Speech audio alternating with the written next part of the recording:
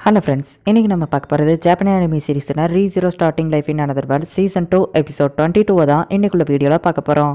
உங்களுக்கு இந்த வீடியோ பிடிச்சிருந்தது அப்படின்னா லைக் பண்ணிட்டு அப்படி மறக்காம நம்ம சேனலை சப்ஸ்கிரைப் பண்ணிடுங்க. அண்ட் போன எபிசோடில் இதுதான் என்னோட ஃபேவரட் எபிசோட் அப்படின்னு சொல்லியிருந்தேன். இது கிடையாது, இதுக்கு அப்புறம் உள்ள எபிசோட்ஸ் தான். இந்த எபிசோட்ஸ் கொஞ்சம் நார்மலாக தான் போகும். சரி வாங்க இன்னைக்குள்ள கதைக்குள்ளே போகலாம். இன்றைக்கி நம்ம பார்க்க போகிறது ரீ0 starting life in another world season 2 episode 22. எல்சாக்கும் கார்ஃபீல்டுக்கும் ஃபைட்ஸ்மா வேறு லெவலில் நடக்கு. நீ சூப்பராக சண்டை போடுறன்னு எல்சா சொல்லவும் உன்கிட்ட நான் கேட்கவே இல்லை அப்படின்னு சொல்லிட்டு எல்சாவோட கத்தியை ஜஸ்ட் வாயாலேயே பிடிக்கிறான். அந்த லெவலுக்கு நம்ம கார்ஃபீல்ட் சும்மா வேறு லெவலில் சண்டை போடுறான். நீ போயிட்டு ரொம்ப காப்பாற்று, என் பாஸ் ஒன்றை தான் நம்பி இருக்கான்னு ஃபெட்ரிகாட்ட சொல்லவும் அவளும் ரொம்ப போயிட்டு காப்பாற்றுறதுக்காக போகிறா. நம்ம கார்ஃபீல்டை சும்மா சொல்லக்கூடாது, சும்மா எல்சாவை புரட்டி எடுக்கிறான். ஆனாலுமே எல்சா அவனை அட்டாக் பண்ணுறா.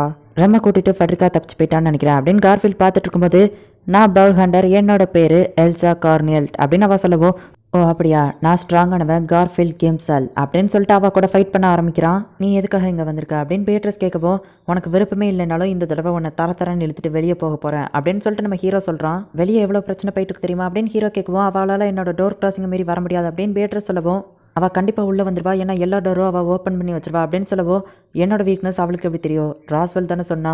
சரி ஓகே, ராஸ்வெல்லோட டோம் ஆஃப் விஸ்டம்லியாச்சு என்னை பற்றி சொல்லியிருந்தது, இதுதான் என்னோட முடிவுன்னா நான் அதை ஏற்றுக்கிடுறேன் அப்படின்னு பேட்ரஸ் சொல்கிறா. ஒருவேளை உன்னோட புக்கில் வேறு ஏதாச்சும் எழுதியிருக்கலாம்ல அப்படின்னு நம்ம ஹீரோ சொல்லவும், என்னோட புக்கில் எதுவுமே இல்லை அப்படின்னு அவள் சொல்லவும், 400 வருஷமாக நீ ஜஸ்ட்டு சாகிறதுக்காக தான் வெயிட் பண்ணியா அப்படின்னு ஹீரோ கேட்கவும், பேட்ரஸுங்கிற இந்த பொண்ணோட லைஃப்பில் எதுவுமே இல்லை, அதனால தான் இதில் கூட எல்லாமே எம்டியாக இருக்குது. ஏன்னா என்னோட லைஃப்பில் நான் செய்கிறதுக்குன்னு எதுவுமே இல்லை, என்னோட லைஃபே ஒரு எம்டியான விஷயந்தான். அதனால தான் என்னோட லைஃப் தனிமையிலேயே போயிட்டுருக்கு. எங்கள் அம்மாவை நான் மறக்கக்கூடாதுன்னு நினைக்கிறேன், ஆனால் எல்லாருமே என்னை விட்டுட்டு போயிட்டாங்க. ராஸ்வெல், ரியோசோ எல்லாருமே என்னை விட்டுட்டு போயிட்டாங்க. ராஸ்வெல்லோட டோம் ஆஃப் விஸ்டமில் நான் மென்ஷன் ஆயிருந்தோம்னா எனக்கு ரொம்பவும் ஹாப்பி தான். அம்மா என்னை பற்றி இன்னும் மறக்கவே இல்லை. நான் சாகணும்னு இருந்தால் அதை நான் சந்தோஷமாக ஏற்றுக்கிடுறேன் அப்படின்னு பேட்ரஸ் சொல்லவும், ஒருவேளை உங்கள் அம்மா உனக்கு தப்பான புக்கு கொடுத்துருக்கலான்னு நீ எனக்காச்சும் யோசிச்சு பார்த்தியான்னு கேட்குவோம். அப்படிலாம் இருக்காதுன்னு பேட்ரஸ் சொல்கிறா. அப்படின்னா அந்த புக்கில் ஏன் உன்னோட ஃபியூச்சரவே சொல்லலை, அது பிளாங்காக இருக்குது அப்படின்னு சொல்லவும், நீ சொல்கிறது ஒரு வகையில் கரெக்டு தான். இப்போ நீ என்ன தான் சொல்ல வர அப்படின்னு பேட்ரஸ் கேட்கவும், இங்கே பாரு பேட்ரஸ், 400 வருஷமாக அந்த புக்கில் எதுவுமே சொல்லலை, நீ வேஸ்ட் பண்ணிட்ட. இப்போ மாச்சு நீ சொந்தமாக முடிவெடு அப்படின்னு ஹீரோ சொல்லவும், நான் ஒரு கான்ட்ராக்டில் இருக்கேன், அதனால் என்னால் எதுவும் பண்ண முடியாதுன்னு பேட்ரஸ் சொல்கிறா.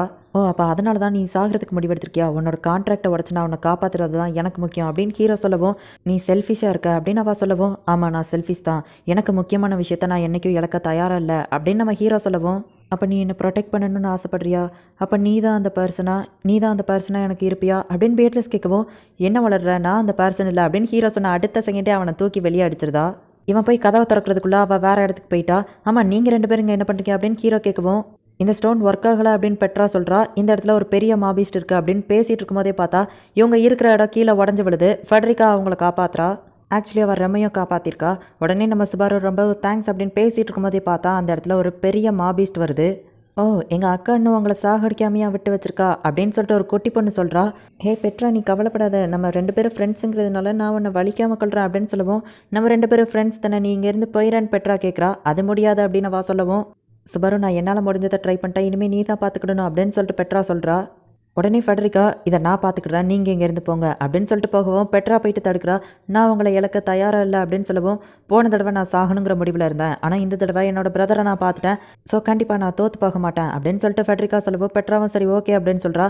இப்போ இவங்க எல்லாரும் இந்த இடத்துல இருந்து கிளம்பவும் அந்த சின்ன பொண்ணு இவங்களை அட்டாக் பண்ண ஆரம்பிக்கிறா. உடனே ஃபெட்ரிகா போயிட்டு தடுக்கிறா. இப்போ ஃபெட்ரிகாக்கும் அந்த சின்ன பொண்ணு மாபீஸ்ட்க்கும் ஃபைட் ஸ்டார்ட் ஆகுது.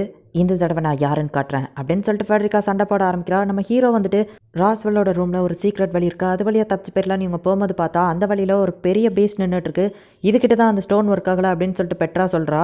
என்னோட டீச்சரும் நானும் சேர்ந்து தான் இதை பண்ணுறோன்னு நீங்கள் நினைக்கிறது தான் தப்பு எமிலியா அப்படின்னு ராஸ்வெல் சொல்லவோ, இப்போ 2வது ட்ரையல்ஸ்குள்ளே நம்ம எமிலியா போகிறா. அன்திங்கபிள் ப்ரெசென்ட் அப்படின்னு சொல்லிட்டு ஒரு வாய்ஸ் கேட்குது. இப்போ கண் முழிச்சு பார்த்தா இந்த ஹேர் ஸ்டைல் உனக்கு நல்லா இருக்குன்னு நினைக்கிறேன் எமிலியா அப்படின்னு ஃபார்ச்சுனா சொல்லிட்டு இருக்கா. ஃபார்ச்சுனாவாவை பார்த்துட்டு, அம்மா நீங்கள் எங்கேயோ கிளம்புன மாதிரி தெரியுது அப்படின்னு கேட்கவோ, எமிலியா பேசிகிட்டு இருக்காம்மா, ஃபஸ்ட்டு கிளம்புறியா அப்படின்னு சொல்லிட்டு, அவ்வளோதான் முடிஞ்சுது அப்படின்னு சொல்லிட்டு ஃபார்ச்சுனா சொல்லவும், எமிலியாவும் எந்திரிச்சு கண்ணாடியில் போயிட்டு பார்த்தா அவளோட ரிஃப்ளெக்ஷனே அதில் தெரியலை. யாரோ கதவு தட்டுற சவுண்ட் கேட்குது, நான் போயிட்டு பார்க்குறேன் அப்படின்னு சொல்லி கதவை திறந்தா அங்கே கியோஸ் நின்றுட்டு இருக்கான். ஹாய் கியோஸ், எப்படி இருக்கீங்க அப்படின்னு எமிலியா கேட்குறா. நம்ம கிளம்பலாமான்னு சொல்லவும், நான் உங்கள்கிட்ட ஒன்று சொன்னால் தப்பாக எடுத்துக்கிட மாட்டீங்களே அப்படின்னு கியோ சொல்லவும், பரவாயில்ல சொல்லுங்கள் அப்படின்னு அவள் சொல்கிறா. நீங்கள் இந்த ட்ரெஸ்ஸில் செம க்யூட்டாக இருக்கீங்க அப்படின்னு சொல்லவும், கியோஸாவை அடிக்கிறா. நான் எதுவும் தப்பாக சொல்லிட்டேனா அப்படின்னு சொல்லிட்டு அவன் எமிலியாட்ட கேட்கவும், அவங்க வெக்கத்தில் இருக்காங்க அவ்வளோதான் அப்படின்னு சொல்லிட்டு எமிலியா சொல்கிறா. என்ன ஃபேமிலியாக வெளியே கிளம்பிட்டீங்களா அப்படின்னு சொல்லிட்டு ஃபார்ச்சுனாவோட ஃப்ரெண்ட்ஸ் வந்துட்டு கேட்கவும், ஐயோ இல்லை அப்படிலாம் இல்லை அப்படின்னு சொல்லிட்டு அவள் சமாளிக்க ட்ரை பண்ணிட்டு, ஆமாம் நாங்கள் வெளியே போகிறோம் அப்படின்னு அவள் சொல்கிறா. இப்போ இவங்க எல்லாருமே லேக்குக்கு போகிறாங்க. எமிலியா நீ எவ்வளோ பெரிய பொண்ணா வளர்ந்தாலும் இன்னும் சின்ன பிள்ளை மாதிரியே சாப்பிட்டுட்டு இருக்க அப்படின்னு ஃபார்ச்சுனா சொல்கிறா. உண்மைதான் எமிலியாவை நீங்கள் ரொம்பவும் நல்லாவே பார்த்துக்கிடுறீங்க, நீங்கள் ஒரு ஃபேமிலி மாதிரி தான் அப்படின்னு சொல்லிட்டு கியோ சொல்லவும், நீங்களும் எங்கள் ஃபேமிலியில் ஜாயின் பண்ணிக்கலான்னு எமிலியா சொல்லவும், இல்லை அது முடியாத காரியம் அப்படின்னு கியோ சொல்லவும், நான் உங்களுக்கு தடையாக இருக்கிறேன்னா அப்படின்னு எமிலியா கேட்குறா. இல்லை அப்படிலாம் இல்லைன்னு ரெண்டு பேரும் சொல்கிறாங்க. உங்கள் அம்மாவுக்கு ஒரு பொறுப்பை கொடுத்துருக்காங்க, நான் அதில் வந்து இன்டர்ஃபியர் ஆகி ஊர் மக்கள் எல்லாரும் ஏதாச்சும் பேசினாங்கன்னா அப்படின்னு சொல்லவும், அதான் இன்றைக்கி பார்த்தீங்கல்ல நம்ம வரும்போது கூட அவங்க நம்மளை தப்பாக எதுவும் நினைக்கல அப்படின்னு சொல்லவும், உங்கள் ரெண்டு பேரையும் தான் அவங்க ஃபேமிலின்னு சொன்னாங்க அப்படின்னு கியோ சொல்லவும், அப்படிலாம் இல்லை சரி இதை பற்றி நீங்களே பேசி முடிவெடுங்க அப்படின்னு எமிலியா சொல்கிறா. நீ பெரிய பொண்ணாயிட்டே எமிலியா அப்படின்னு ஃபார்ச்சுனா சொல்லவா அவள் கெத்தா நிற்கிறா. இவங்க சிரிச்சிட்டு இருக்காங்க. இவங்க இவ்வளோ ஹாப்பியாக இருக்கிறத பார்த்துட்டு எமிலியா கொஞ்சம் எமோஷ்னல் ஆகி ஆள ஆரம்பிச்சிருதா. என்னாச்சுன்னு ஃபார்ச்சுனா கேட்கவும், ஒன்றும் இல்லை என்னோட கண்ணில் தூசி விழுந்துருச்சு அப்படின்னு சொல்லவும், சரி நீ போய் வாஷ் பண்ணிட்டு வா நாங்கள் வெயிட் பண்ணிட்டு இருக்கோம் அப்படின்னு சொல்லவும், ரெண்டு பேரும் பேசிட்டுருங்க இதோ நான் வந்துடுறேன் அப்படின்னு சொல்லிட்டு எமிலியா இப்போ அந்த இடத்துல இருந்து கிளம்பிடுதா. போகும்போது அவங்க ரெண்டு பேரையும் பார்த்து ஒரு ஸ்மைல் பண்ணிவிட்டு இப்போ ரொம்ப தூரம் தள்ளி நின்று அவங்கள பார்த்துட்டு இருக்கவும், அவங்க ரெண்டு பேரும் மனசை விட்டு பேசணும்னு நீங்கள் இங்கே வந்து நிற்கிங்களா அப்படின்னு சொல்லி ஆர்ச்சி வந்து கேட்குறான். ஆமாம் அப்படின்னு சொல்லி எமிலியா சொல்கிறா. ஃபார்ச்சுனாவும் கொஞ்சம் பொறுப்புன்னு இல்லாமல் அவங்களோட சந்தோஷத்தையும் பார்த்தா நல்லா இருக்கும்ல அப்படின்னு சொல்லிட்டு ஆர்ச்சி கேட்கவும், ஆமாம் நல்லா தான் இருக்கும், ஆனால் அது நடக்காத காரியம், ஏன்னா இப்போ அவங்க இறந்து போயிட்டாங்க அப்படின்னு எமிலியா சொல்லவும், உன்னோட அந்த இன்னொரு உலகத்தில் உனக்கு ரொம்பவோ கஷ்டங்கள் மட்டும்தான் இருக்குது, பேசாமல் நீ இங்கே இருந்துட வேண்டியதானே அப்படின்னு ஆர்ச்சி கேட்குறான். நீ சொல்கிறது கரெக்டு தான், என்னோட இந்த உலகம் தான் எனக்கு ரொம்பவும் ஹாப்பியாக இருக்குது, ஆனால் என்னால் இங்கே இருக்க முடியாது அப்படின்னு சொல்லவும், எதனால் அப்படின்னு சொல்லிட்டு ஆர்ச்சி கேட்குறான். எங்கள் அம்மா ஃபார்ச்சூனா தான் எனக்கு ரோல் மாடல், நான் அவங்கள மாதிரி இருக்கணும்னு தான் ஆசைப்பட்றேன், அவங்க என்ன ரொம்பவோ டேக் கேர் பண்ணிக்கிட்டாங்க, அப்புறம் கியோஸ் எனக்காக ரொம்பவோ போராடினான், ஆர்ச்சி சாகும்போது கூட நான் பயப்படக்கூடாதுங்கிறதுக்காக ஸ்மைலோடவே தான் இறந்து போனான், என்னை கேரிங்காக பார்த்துக்கிட்ட பங்க், அப்புறமா ரெம், அப்புறமா ஃப்ரெண்ட்ஸ்க்காக போராடுற ஆர்த்தோவும் கார்ஃபீல்டும், அப்புறம் கடைசியாக சுபாரு, இவங்க எல்லாருமே எனக்காக போராடுறாங்க. அதே மாதிரி தான் நானும் மற்றவங்களுக்கு ஹெல்ப் பண்ணணும்னு சொல்லி நினைக்கிறேன், என்னதான் அது கஷ்டமாக இருந்தாலும் நான் மற்றவங்களுக்கு ஹெல்ப் பண்ணுவேன் அப்படின்னு சொல்லி எமிலியா சொல்கிறா. நீ எப்போவுமே இப்படி தான் சொட்டித்தனமாகவே தான் இருக்க எமிலியா அப்படின்னு சொல்லிட்டு ஆர்ச்சி சொல்லவும், நீ செஞ்ச எல்லாத்துக்கும் தேங்க்ஸ் ஆர்ச்சி, அப்புறமா நீ இல்லாமல் நான் லைஃப்பில் பார்க்கணுன்னு ஆசைப்பட்ட இந்த விஷயத்த பார்த்துருக்க முடியாத கெட்னா, ஸோ உனக்கும் ரொம்பவும் தேங்க்ஸ் அப்படின்னு சொல்லிட்டு எமிலியா சொல்கிறா. நான் உன்னை வெறுக்கிறேன் எமிலியா அப்படின்னு சொல்லிட்டு அழுதுகிட்டே எக்கட்னா அந்த இடத்துல இருந்து மறைஞ்சு போயிருந்தா. இப்போ எமிலியா அப்படியே அவங்க ரெண்டு பேரையும் பார்க்கும்போது கீழே இருக்கிற அந்த லேக்கை பார்க்குறா. அவளோட ரிஃப்ளெக்ஷன் அதில் தெரிய ஆரம்பிக்குது. இதுக்கு முன்னாடி தெரியல, ஆனால் இப்போ தெரியுது. என்னதான் அவளை வெறுக்கிற சில பேர் இருந்தாலும் அவளுக்கு பிடிச்ச சில பேரும் அவளை பிடிச்ச சில பேரும் இருக்கதா செய்கிறாங்க அப்படிங்கிறத அவள் புரிஞ்சுக்கிட்டு, அவங்களுக்காக வச்சு நான் போராட தான் செய்யணும் அப்படின்னு சொல்லி நேராக இப்போ அந்த தண்ணிக்குள்ளே குதிக்கிறா. நீங்கள் நினச்ச மாதிரியே நான் கண்டிப்பாக வாழ்ந்து காட்டுவேம்மா அப்படின்னு சொல்லிட்டு இப்போ அவள் அந்த ட்ரையல்ஸில் பாஸ் பண்ணி வெளியே வரா.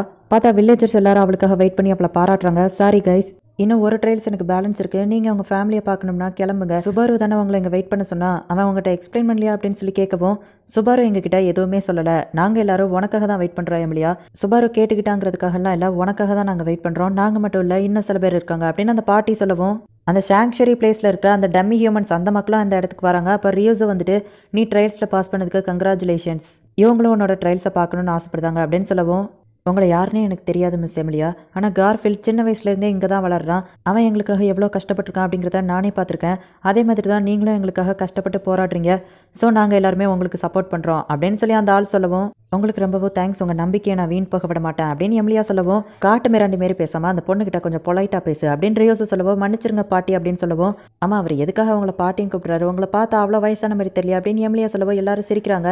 ஆமாம் ரேம் எங்க அப்படின்னு சொல்லி எமிலியா கேட்கவும், அவள் ஏதாவது முக்கியமான வேலையாக போகிறதா சொன்னா அப்படின்னு ரியோஸோ சொல்கிறா. என்ன முக்கியமான வேலை அப்படின்னு எமிலியா கேட்கவும், அவள் என்கிட்ட இதை மட்டும் தான் சொன்னா, எமிலியா அவங்க வேலையில் கண்டிப்பாக ஜெயிப்பாங்க, நான் என்னோட வேலையில் கண்டிப்பாக ஜெயிப்பேன் அப்படின்னு சொல்லவும், சரி ஓகே நான் என்னோட ட்ரையல்ஸில் போயிட்டு கலந்துக்கிட்டேன் அப்படின்னு இப்போ எமிலியா தேர்ட் ட்ரையல்ஸில் கலந்துக்கிறதுக்காக உள்ளே போகிறா.